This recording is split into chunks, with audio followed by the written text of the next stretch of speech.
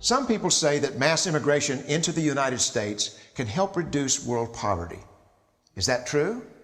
Well, no, it's not. And let me show you why.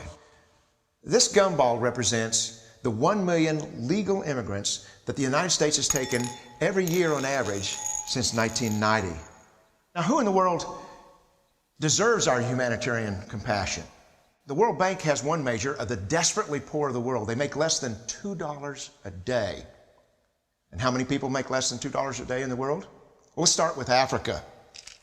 In Africa alone, there are 650 million people who make less than $2 a day. 650 million. And in India, another 890 million people, desperately poor. China adds another 480 million people, making less than $2 a day. And unfortunately, the rest of Asia has a heartbreaking 810 million people who the World Bank says make less than $2 a day.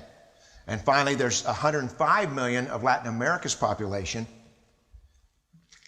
that are desperately poor. All told, the World Bank says there are 3 billion people in the world, 3 billion people who are desperately poor, making less than $2 a day. That's 3,000 gumballs. And every year, we take 1 million and suggest that we've somehow made a humanitarian difference.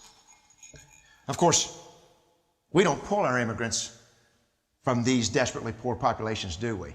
These people are too poor, too sick, too disconnected to make it here as immigrants. We tend to pull our immigrants out of the better off poor of the world. And Mexico tends to define the type of immigrant that we bring here because the plurality of people come from Mexico.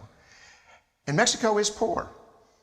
How many people in the world live in countries that have average incomes lower than that of Mexico?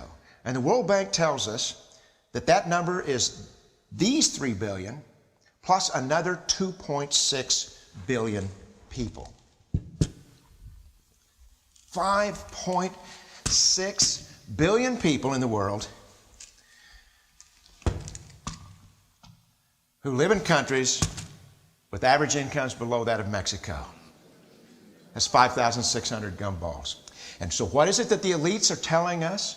They're telling us that when we take this 1 million immigrants, that we somehow or another are tackling world poverty. And we have to do it regardless of the effect on our unemployed, the working poor, the most vulnerable members of our society, regardless of the effect on our natural resources. Even if we went by the most radical proposals in Washington, which are to actually double our immigration to 2 million a year, which would totally overwhelm our physical, natural, and social infrastructures, we couldn't make a noticeable difference. And we may be really hurting the impoverished people of the world because the million that we do take are among the most energetic, often the better educated, certainly the most dissatisfied people that if they did not immigrate would be the agents for change to improve the lot of all the people in these countries. The true heroes in the global humanitarian field are the people in these countries who have the wherewithal to immigrate to another country, but instead stay in their countries, to apply their skills to help their fellow countrymen. Unfortunately, our immigration system tends to entice these very type of people to abandon their countrymen. The impossibility of making even a dent is actually worse than it looks here. Because last year, when we took 1 million immigrants, these countries added, births over deaths, 80 million more people into the impoverished populations. And this year, Congress is bringing in 1 million legal immigrants.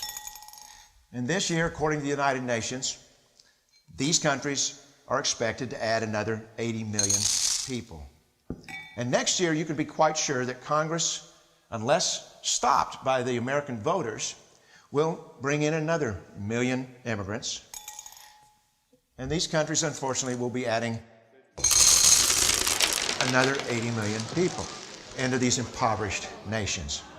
We could take 5 million a year, but we'd never get ahead of what's happening in these countries. Not in this century.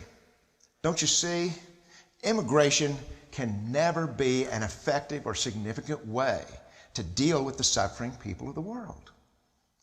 They have to be helped where they live. 99.9% of them will never be able to immigrate to a rich country. There's no hope for that. They have to bloom where they're planted. The only place that 99.9% of these people can be helped is where they live. Let's help them there.